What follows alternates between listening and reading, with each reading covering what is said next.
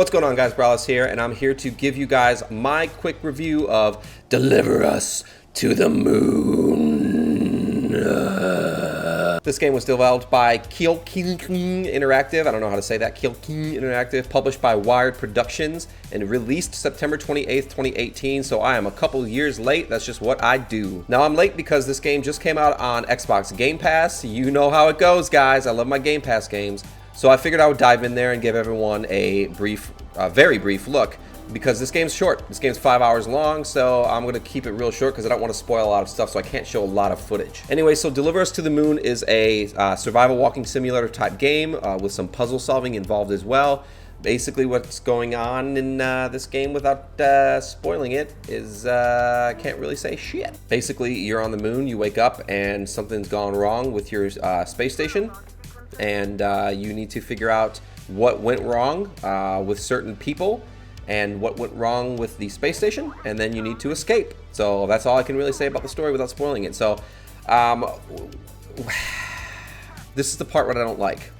I almost want to spoil the game because it's one of those games that heavily relies on you picking up and reading insanely long codexes and shit like that. Like you have to read. I don't want to read.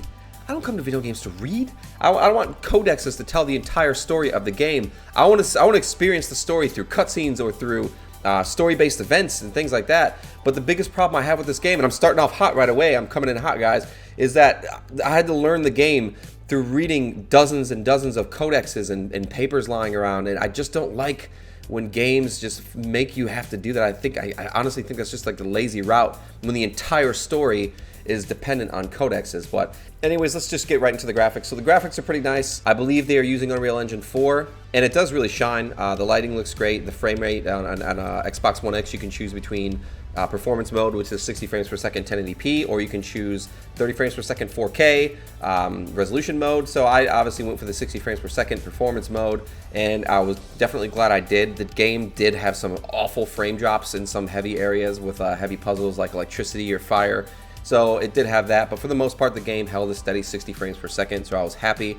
The lighting looks great. I mean, you got your grays and you got your yellows from the buttons, and for the most part, it was pretty much, that was the palette, but for the most part, the lighting reflecting off the moon looks great. And overall, graphically, the game was pretty impressive. I was happy with that. Now, as far as the puzzles go, the puzzles were hit or miss. I mean, the game itself is very linear, very straightforward. It's kind of like a hold your hand, walk you down a path, and then just let go real quick and say, hey, go ahead and solve this puzzle real fast, you know, just see what you can do.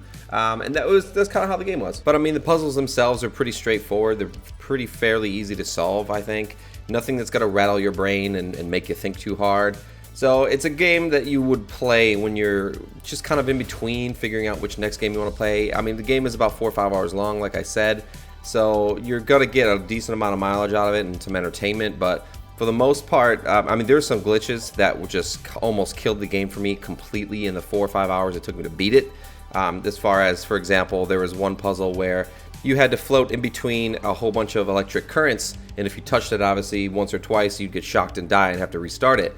And so you had to pull out these batteries out of like these server nodes, and once you did, the power went off, and then you were able to use those batteries in another console to open the door so you can progress.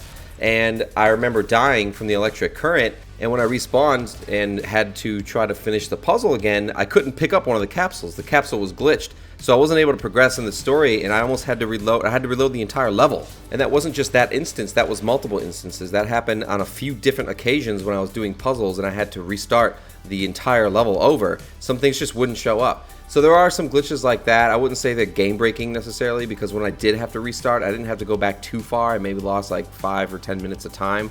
But it was just really annoying. It was fucking infuriating, to be honest. But anyways, guys, that's Deliver Us to the Moon. To keep it real short, real simple, if you have Game Pass, I would say go ahead and play it. It's an easy achievement hunting game. It's a decent, relaxing time. Some of the puzzles, especially when you get to the Land Rover on the moon, you get to drive it around and solve puzzles on the little space relays and stuff. It does get interesting in some parts, and some of the puzzles are piss easy, but it's still a decent, relaxing playthrough. So I'm going to say I recommend it if you have Game Pass. If you don't have Game Pass, this is where I have to say I don't recommend it, guys. On Steam, the game is $24.99. $24.99. $25 for 4 or 5 hours of content, I just can't recommend that. $25. $25.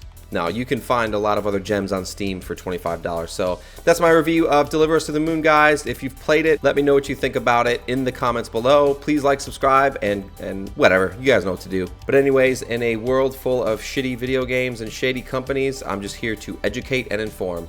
So thank you guys for talking games with me, and have a nice night.